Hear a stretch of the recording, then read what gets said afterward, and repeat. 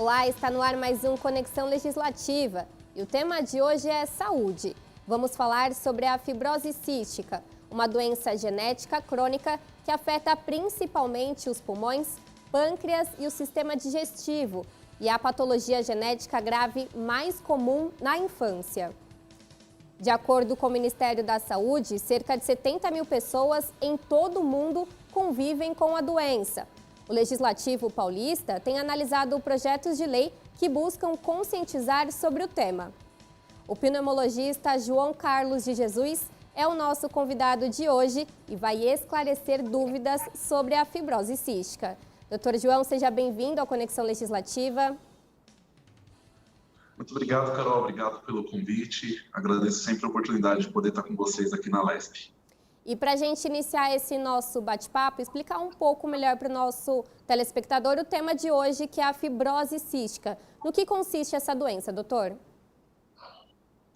Olha, a fibrose cística, ela começa com um problema nas membranas celulares, em que ocorre um defeito na produção de uma proteína que permite o transporte de íons, principalmente o cloro, de um lado para o outro da membrana celular. Parece muito teórico, mas isso é importante para se entender, porque a partir desse problema surgem várias complicações em decorrência de um muco mais espesso.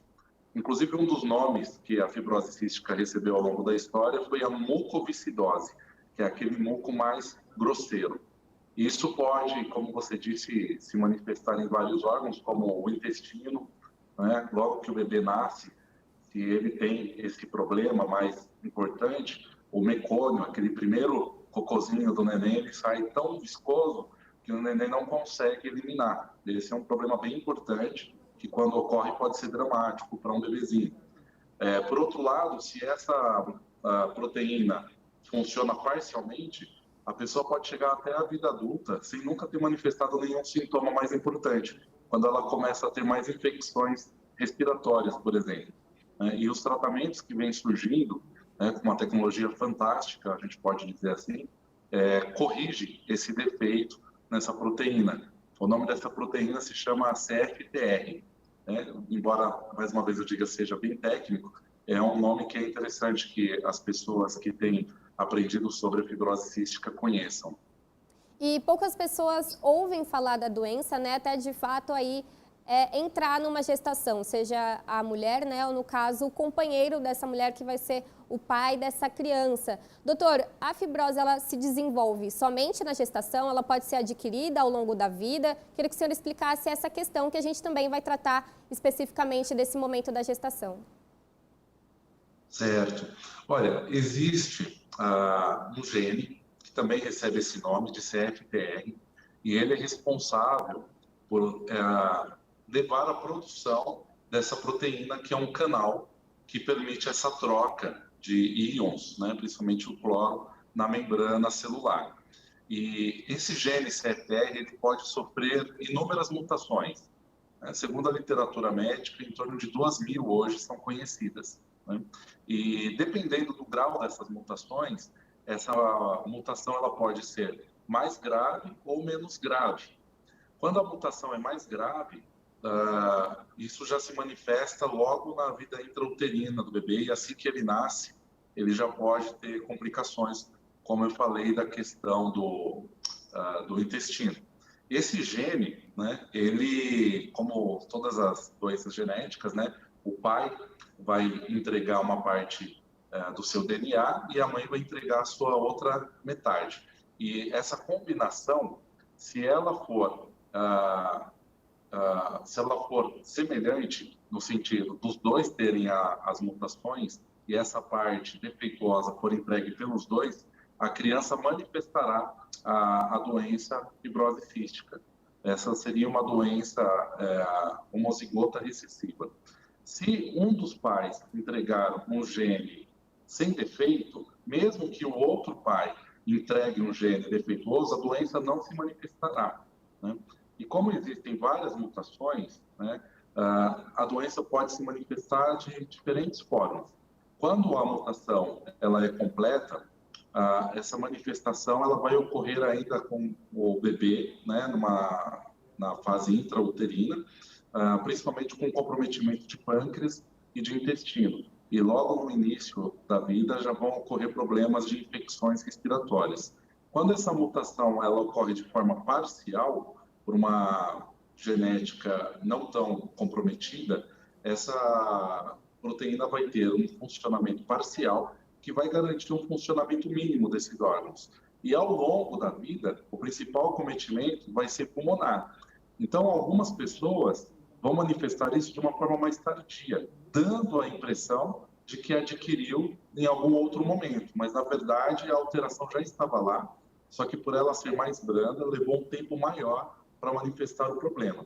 Geralmente, essas pessoas serão adolescentes, jovens, que vão passar a ter mais pneumonias, que são, na verdade, bactérias que se aproveitam desse muco mais grosso nos pulmões, que é mais difícil de ser limpo, né? Nós falamos que eles passam por um clearance, né? As células pulmonares têm cílios que batem em direção à traqueia e esses cílios vão levando esse muco. Quando o muco é muito grosso, é difícil eliminar esse muco e as bactérias acabam proliferando, o que gera uma série de infecções e o dano dessas infecções vai comprometendo o funcionamento dos pulmões.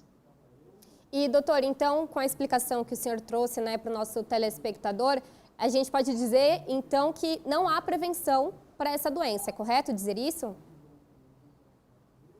Sim, o que a gente pode fazer é tentar fazer o diagnóstico mais cedo, né, mais precoce. Mas uma vez que a pessoa recebeu esses genes, a doença deve se manifestar em algum momento. Como ela leva uma série de complicações, hoje o tratamento visa prevenir essas complicações. Então, por exemplo, quando o pâncreas ele se torna insuficiente na produção dos seus produtos para fazer a digestão, a pessoa passa a sofrer desnutrição. Por mais que ela coma, por exemplo, proteínas, gorduras, né, ou uma alimentação completa e adequada, se o pâncreas não produz as enzimas que são necessárias para fazer a digestão, esses alimentos vão passar praticamente direto pelo intestino sem sofrer a absorção que deveriam. E a pessoa vai perder massa muscular, vai ficar enfraquecida. Então, se você corrige esse problema tomando, por exemplo, as enzimas pancreáticas, que são chamadas de pancrease, você corrige esse defeito e a pessoa passa a absorver melhor as proteínas e outros nutrientes. E dessa forma ela não sofre a desnutrição. Então você previne a complicação. O que seria possível fazer seria um aconselhamento genético, em que os pais poderiam fazer uma avaliação do seu DNA, entender se tem alguma mutação no seu gene, para saber se haveria um risco de transmitir esse gene para o seu filho. E se houver a combinação desses genes, a criança teria a fibrose cística. Doutor, a prevenção é uma unanimidade entre os médicos, isso em todas as doenças. Mas, como o senhor trouxe, né, no caso da fibrose cística, isso de fato não é possível, a não ser que seja feito, então, todo esse estudo dos genes dos pais, né? E aí se tem a decisão de não ter um filho, porque caso tenha, como o senhor bem trouxe, essa criança vai manifestar a doença fibrose cística. Mas a gente também pode falar um pouco do diagnóstico precoce que o senhor trouxe para a gente, né? O quão é importante diagnosticar essa doença com antecedência para evitar essas complicações. Doutor, poucas pessoas sabem, mas a fibrose cística ela pode ser diagnosticada através do teste do pezinho. Queria que o senhor explicasse melhor para o nosso telespectador, não só essa doença, né? É uma das doenças que podem ser diagnosticadas, mas aí a gente vê a importância de se fazer esse teste assim que o bebê nasce. Conta um pouquinho como funciona. Sim, o teste do pezinho ele é fantástico, né? Desde 2010, se eu não me engano, foi possível introduzir essa triagem para a fibrose cística, né?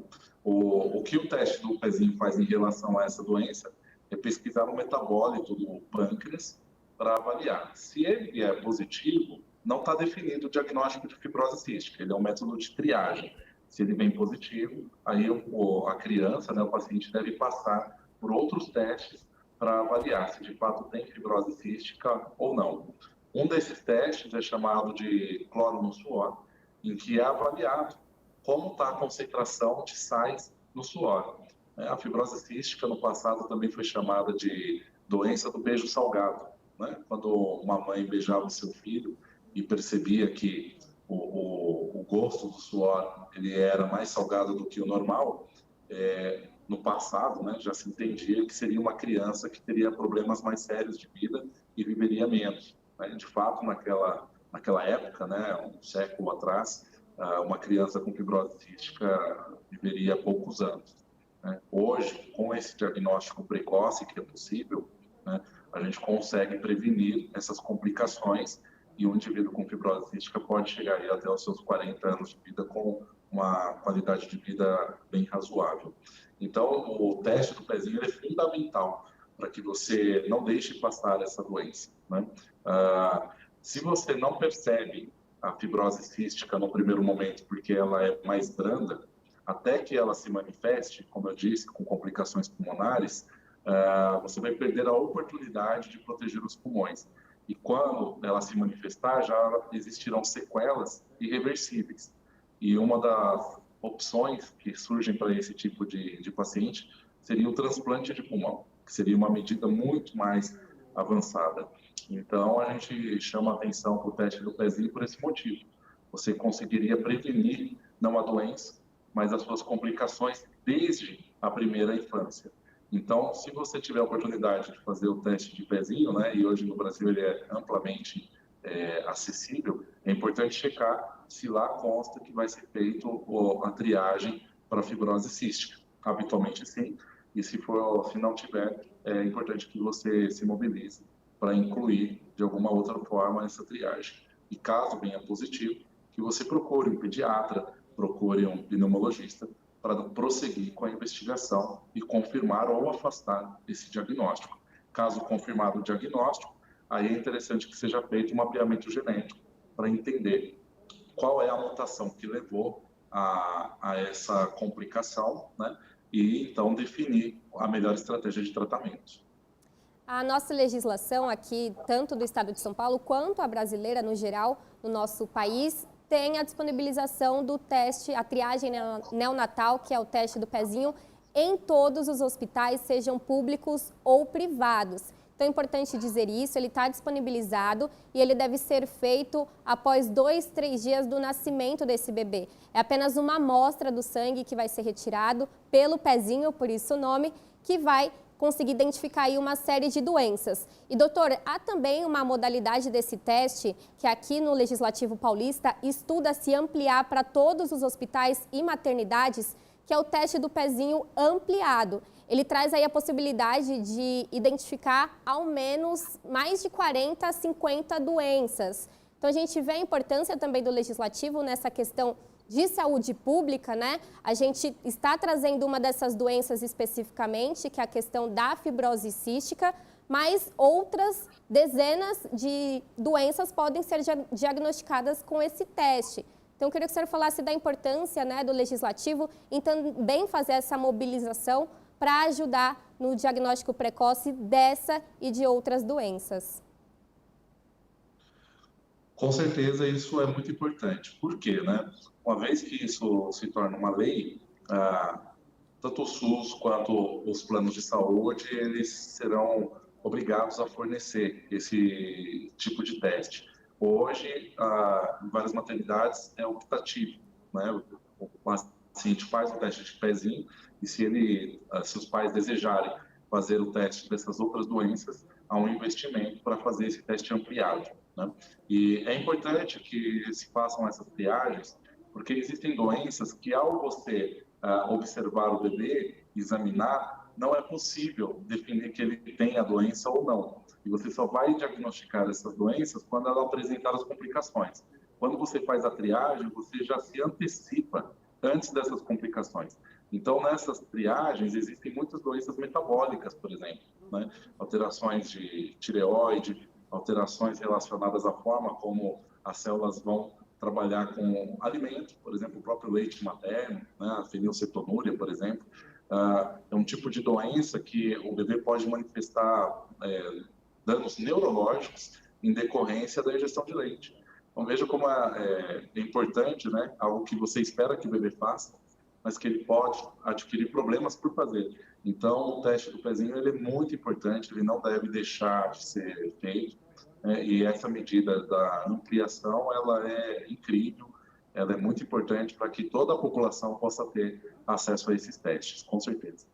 E, doutor, passada, né, a parte do diagnóstico, vai-se então para o tratamento, né? Identificar o grau dessa doença para então tratar. Queria que o senhor falasse, né, justamente porque, como o senhor bem trouxe, essa doença pode aí afetar diversos órgãos. Então, há necessidade de uma equipe multidisciplinar para que possa atender todos os quesitos, né, do tratamento dessa criança? Como que funciona, né, a partir do diagnóstico?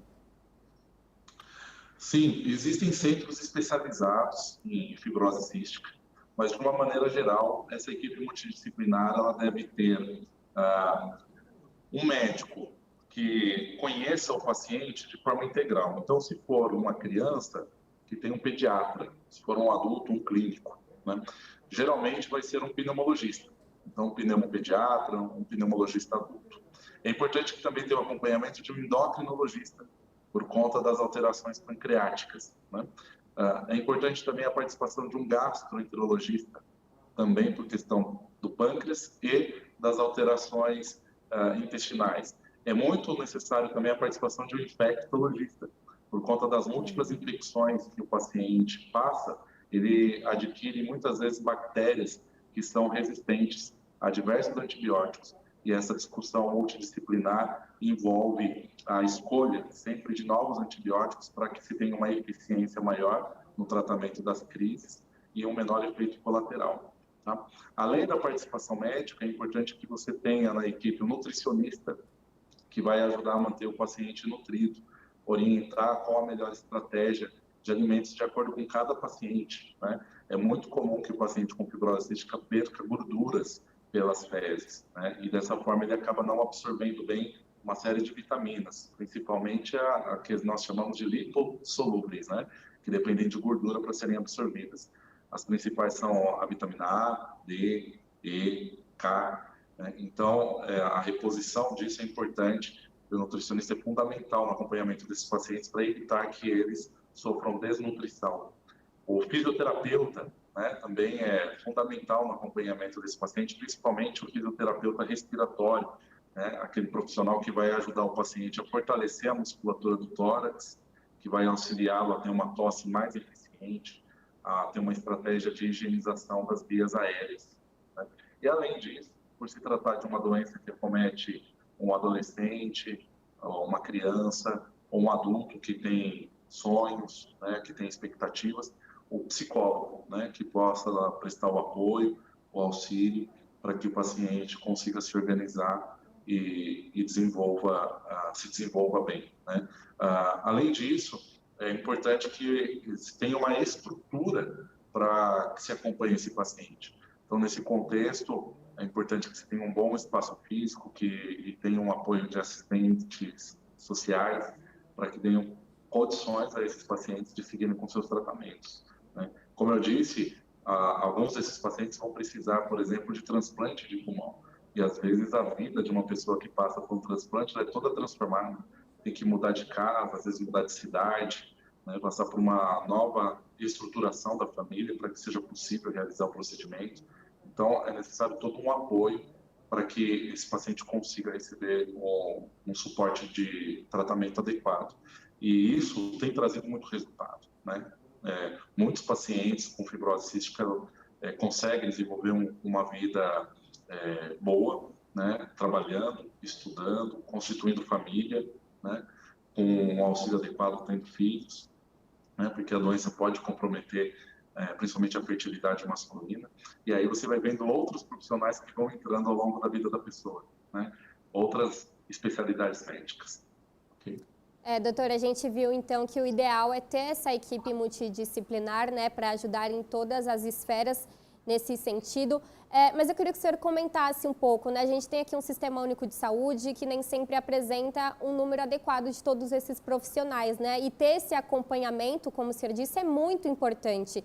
De fato, ter um médico, no caso como o senhor, pneumologista, já é de fato uma ajuda importante nesse sentido, né? A gente tem a questão da saúde mental, como o senhor bem trouxe, a questão da alimentação e da nutrição, mas um profissional como um pneumologista pode fazer esse tipo de orientação para a procura desses outros médicos?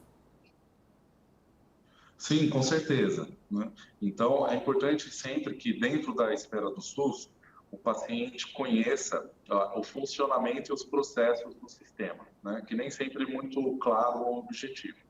Então, hoje o SUS ele é dividido em instâncias, né? Você vai ter a atenção primária de saúde, que ocorre principalmente no centro de saúde, que é preventiva, né? Que atende doenças mais simples.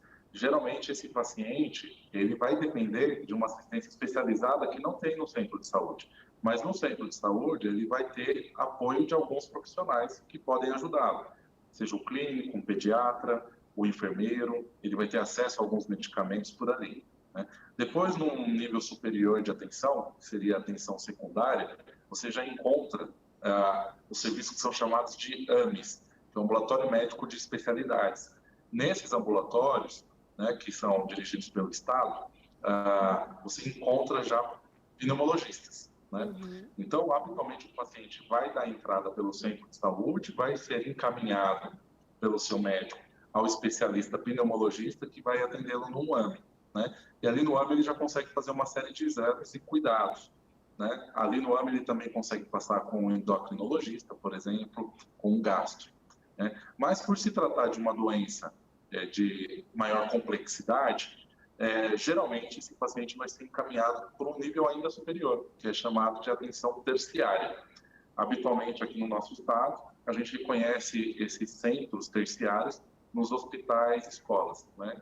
No caso da capital, por exemplo, você vai ter um ambulatório muito bom de fibrose cística no Hospital de Clínicas da USP, né? Em outras áreas, você vai encontrar também centros regionais de fibrose cística. E nesses ambulatórios especializados, você consegue reunir todos esses profissionais num único espaço. Então, o importante para um paciente com fibrose cística é que ele seja assistido e que seria fundamental, né, que ele chegasse a esses centros especializados em fibrose cística, para que ele tenha acesso não só aos profissionais, mas às terapêuticas, né, os medicamentos, a um suporte mais adequado. E é comum que o paciente com fibrose cística, ele requeira internações. Infelizmente, muitos pacientes acabam desenvolvendo, como eu disse, infecções e acabam necessitando do uso de antibióticos em ambiente hospitalar. E esses centros de fibrose cística, eles ficam nesses hospitais. Então, isso também facilita, caso eles venham a precisar de uma internação, que eles recebam essa assistência. Agora, caso o paciente esteja numa outra região, né, que pode acontecer, não seja tão próxima, é importante que tenha uma cultura local de cuidado daquele paciente. Muitas vezes o SUS consegue fazer essa cultura de cuidado.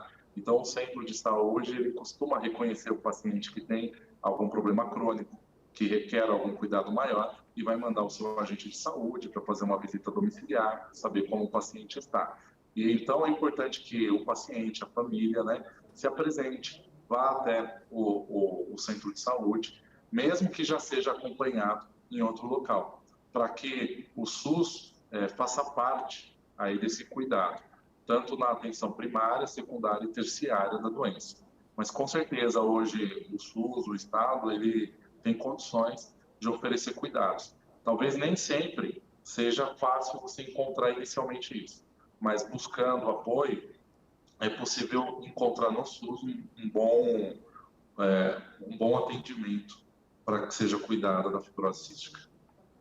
Indispensável, né, doutor, toda essa estrutura, né, que a gente tem no nosso Sistema Único de Saúde para que possa possibilitar o acesso, então, do paciente a todos esses especialistas. Eu queria também falar da importância da divulgação e esclarecimento sobre o tema, né? A gente está nessa conversa aqui que pode ajudar muito dos nossos telespectadores. E aqui na Assembleia Legislativa de São Paulo tramita um projeto de lei que visa instituir no Estado a campanha Setembro Roxo, justamente para divulgar mais sobre a doença e falar dos cuidados, né, de todos esses direitos que o senhor está trazendo aqui para a gente hoje no programa. Qual que é a importância de se ter uma campanha, né, seja a nível estadual, a nível nacional, sobre o tema, né? Mais uma vez, lembrando da importância do diagnóstico precoce e dessa estrutura de tratamento que vai ser necessário para uma qualidade de vida do paciente. Olha, hoje a estatística que é mais divulgada diz que a cada 7.000 nascidos vivos, aproximadamente, um tem fibrose cística. Então, repare que não é uma doença tão rara assim, né? Você tem um subdiagnóstico também dessa doença, e por isso da importância do teste do pezinho. Algumas mutações irão passar. A gente pode deixar de fazer o diagnóstico de alguns casos, principalmente os mais leves, né? O teste do pezinho, por exemplo, ele tem uma boa sensibilidade, mas não é 100%.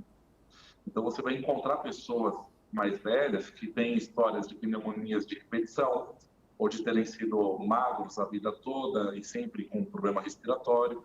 E é importante que a gente lembre as pessoas, nós lembremos os profissionais de saúde, os pacientes, de que existe a fibrose cística e que a gente deve considerar a possibilidade dessa doença.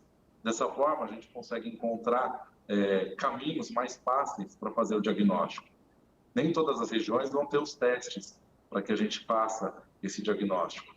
Geralmente, num raio-x, numa tomografia, são identificadas as chamadas bronquiectasias, que são dilatações dos brônquios, e surge a hipótese, né? Será que é uma fibrose cística num paciente que teve uma mutação mais leve e às vezes chegou numa idade mais avançada sem grandes problemas? Vamos tentar fazer o diagnóstico. E às vezes isso é difícil. Você conseguir fazer o teste do suor, né? Nem sempre ele está disponível, e aí é necessário um encaminhamento, como eu disse, para uma instância superior, até que o paciente consiga fazer. Então, essa mobilização de divulgação, ela traz uma conscientização muito maior sobre a existência da doença, e isso faz com que as pessoas fiquem mais atentas. E, sinceramente, nem sempre os profissionais de saúde lembram da fibrose cística. Então, chamar a atenção dessa doença com um mês, né? A gente tem aí a possibilidade do Setembro Roxo, com certeza vai trazer uma reflexão maior sobre o tema e a gente vai ampliar o número de diagnósticos. Por exemplo, quando a gente pensa em regiões do Brasil, o Sul é conhecido por ter uma incidência maior de fibrose cística, né? Um pouco menos de 2.000 nascidos vivos, já você encontra um paciente com fibrose cística. E é uma discussão sobre isso. Se é um predomínio, talvez, de uma questão genética, né, daquela população, ou se é feito mais diagnóstico mesmo. Então, provavelmente, os dois aspectos sejam levados em conta, né? Mas fica aí a reflexão para que a gente pense mais e a gente faça mais diagnóstico de fibrose cística. Doutor João, muito obrigada pela participação no Conexão Legislativa de hoje, trazendo esse tema tão importante para o nosso telespectador. Agradeço aqui a sua disponibilidade. Muito obrigado, Carol. Agradeço também a todos vocês que acompanharam o Conexão Legislativa de hoje com o pneumologista João Carlos de Jesus, ele que falou um pouquinho sobre a fibrose cística e esclareceu dúvidas sobre a doença.